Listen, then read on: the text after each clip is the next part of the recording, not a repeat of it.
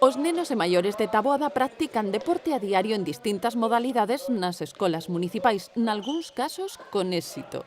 Ya llegué al Campeonato de España, quedé segundo y fue gracias a mi entrenador, y pude llegar al Campeonato de España gracias a vecinos de Taboada que me compraron rifas para poder ir hasta Marinador, en Valencia.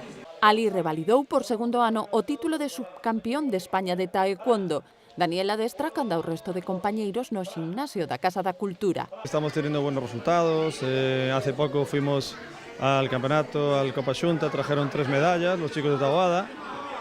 Anteriormente fuimos al Cidade de Ourense, que es un torneo de mucho prestigio, conseguimos 10 medallas.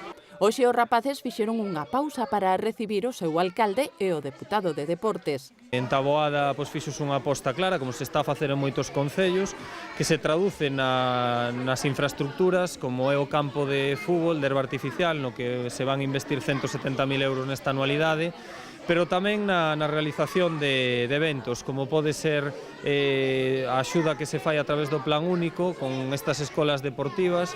A Deputación financia con 1.200 euros as actividades das escolas, que tamén se organizan no pabillón municipal e no campo de fútbol da Medela.